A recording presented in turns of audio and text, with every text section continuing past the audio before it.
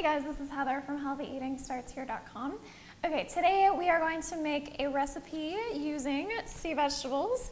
I'm going to use some nori rolls, but I'm not going to make sushi. What I'm going to make are some snack rolls. I had some from a health food store in Ottawa that I love. Picked some up and really enjoyed them, and then I remembered, I remembered Jenna from Choosing Raw posting a recipe of her own. So I went and checked out her recipe. She linked to a recipe on another site that was inspired by a restaurant. So this recipe is kind of inspired by a lot of different places, and I'm going to kind of grab the elements of each one that I liked and make up kind of my own, but basically the same idea as the other recipes. And the base of it is based on Jenna's recipe from Choosing Raw, so I'll post a link to her original recipe that you can check out. And basically it's a sunflower seed pate. She used ginger to flavor it. I'm going to use a few more flavorings in there, and we're going to make this pate in a food processor and then roll it up in the nori.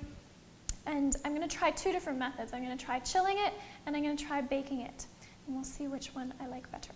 So what we're starting with are some sunflower seeds that I've had soaking for a couple hours. Jenna says to soak them at least an hour and a half, then they soften up, they get more digestible, but they also get easier to blend in your food processor. And I have a very small food processor today, so I'm actually just going to use half of what I've soaked here, which is 1.5 cups of sunflower seeds. So that's 3/4 of a cup in there. I always post, by the way, the amounts of the ingredients that I'm putting in here, so just look under the video if you want to get the specific recipe. This is 1/2 clove of garlic that I've chopped up just in case the food processor doesn't quite get everything smooth.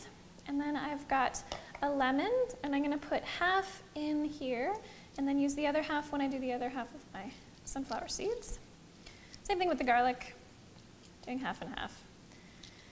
So there we go. I'm just doing this over a strainer so that I don't get the seeds in the sunflower seeds, the lemon seeds that is. And then I've got some tahini, which is sesame seed paste. So if you can't find sesame seed paste, you can use almond butter or cashew butter.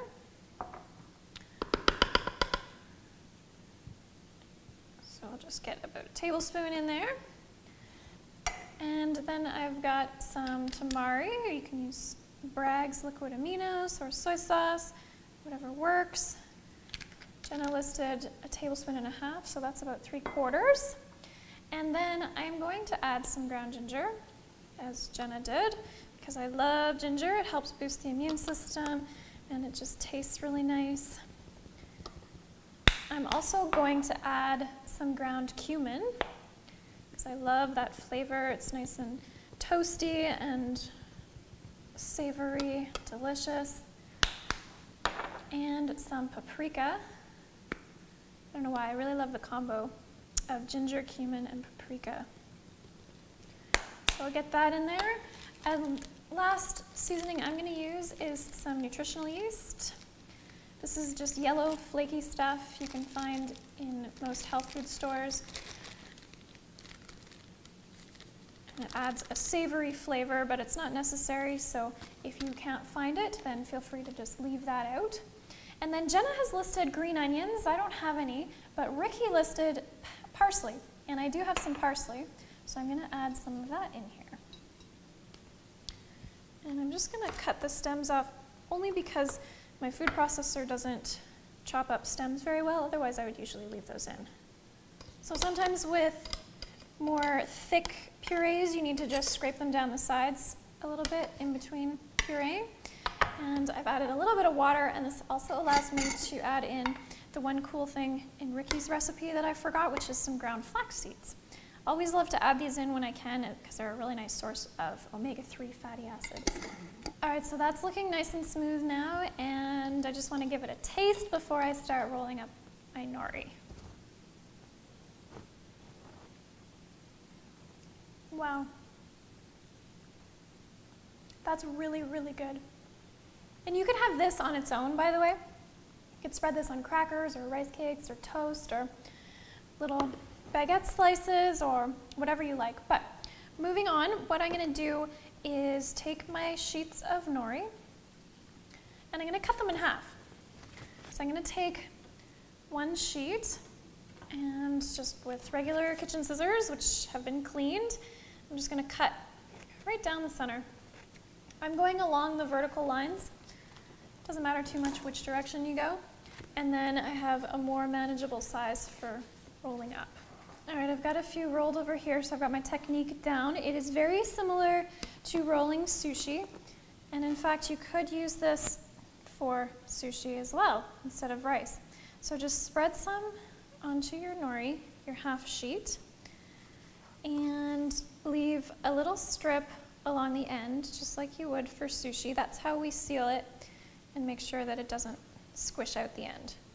And this stuff is quite moist and sticky, so just be careful as you're spreading it because your nori will want to move around the cutting board. And just get a thin layer spread out like that. And then I've just been rolling it over really tightly from this end,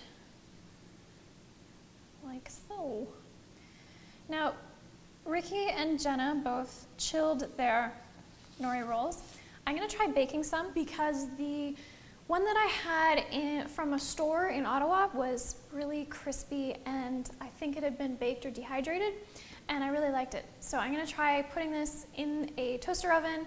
I'm going to try toasting it or possibly baking it at 350 and see how that goes, and I'll report back to you on which is tastier. Okay, so these ones have been baked and these ones have been chilled. And I'll check first how they cut. So chilled ones cut nicely. And baked ones also cut nicely.